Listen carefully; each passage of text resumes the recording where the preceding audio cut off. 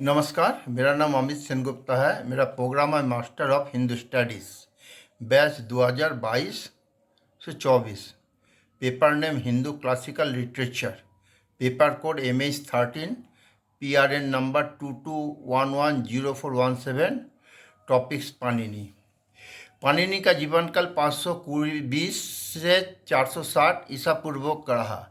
पाणिनि प्राचीन काल में महान भाषाविद थे। संस्कृत का पिता पाणिनि को कहा जाता है।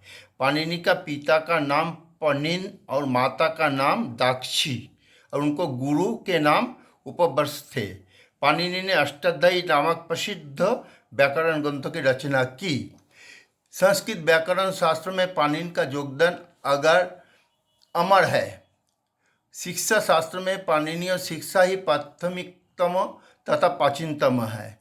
डॉक्टर रामदेव त्रिपाठी ने सुझाया है कि पाणिनि शिक्षा का सर्वोत्तम संस्करण डॉक्टर मनमोहन को ही माना जाता है। डॉक्टर मनमोहन घोष के अनुसार पाणिनि शिक्षा के 6 रूप बताए हैं। जैसा नंबर 1, संस्कृत मूल 18 श्लोक वाला, अग्नि पुराण अंतर्गत 21 श्लोक वाला, पंजिका भाषा सहित 23 श्लोक वाला, शिक्षा प्रकाश व्याख्या सहित 32 श्लोक वाला, यजु शास्त्रियों 35 श्लोक वाला और ऋग शास्त्रियों 60 श्लोक वाला। ये 6 का पाणिनि शिक्षा के मूल रूप है। जबकि स्वामी दयानंद ने वेदांग प्रकाश भाग 1 के रूप में पाणिनीय शिक्षा को एक भिन्न ही संस्करण निकाला है। वर्णोच्चारण शिक्षा ये श्लोकबद्ध नहीं सूत्रबद्ध है। इसमें 86 सूत्र है और 2-4 श्लोक भी है।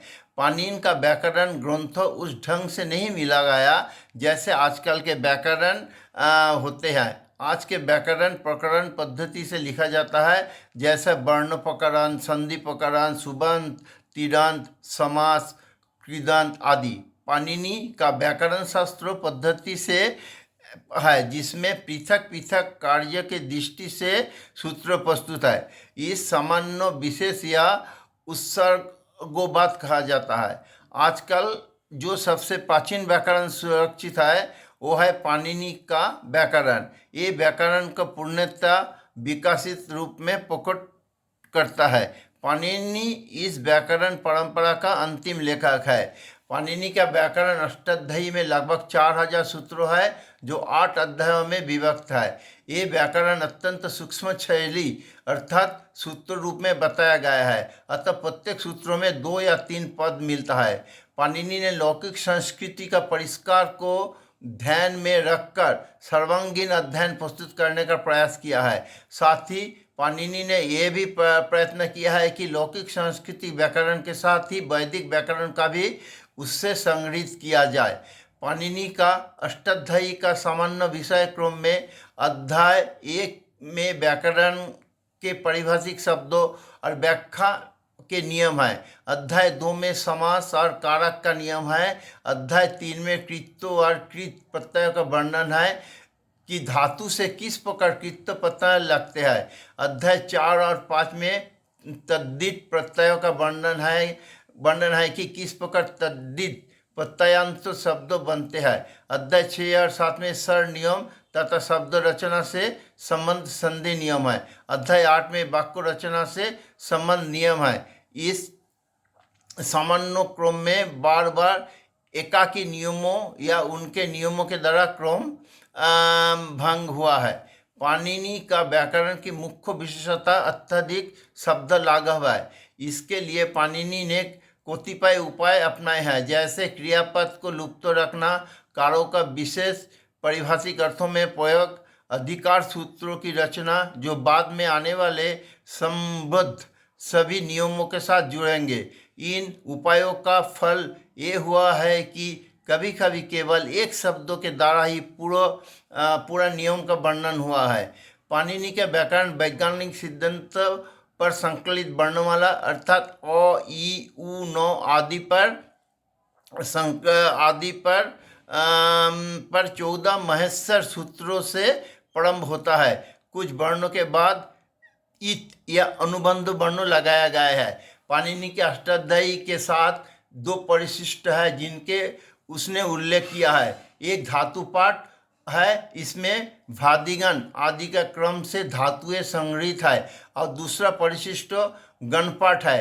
पाणिनि ने एक प्रकार के शब्दों में लगने वाले नियमों के लिए उस गण का प्रथम शब्दों देकर आदि शब्दों लगा दिया है। बहुत प्राचीन समय से ही पाणिनि का ग्रंथ अष्टाध्यायी एक प्रामाणिक ग्रंथ माना जाने लगा। ये ग्रंथ कम से कम 2000 वर्षों तक संस्कृत भाषा का आदर्श ग्रंथ और संस्कृत व्याकरण के आधार माना जाता रहा है।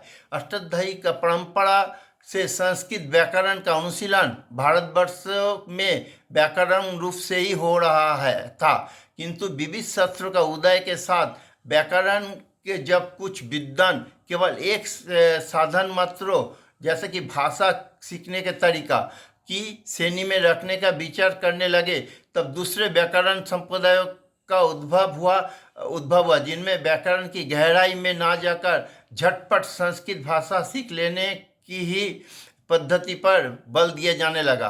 पाणिनीय शैली की बड़ी विशेषता इस बात में है कि उन्होंने धातुओं से शब्दों निर्वाचन की पद्धति को स्वीकार किया। इसके लिए उन्होंने लोक में प्रचलित धातुओं को बड़ा संग्रह धातुपाठ में किया।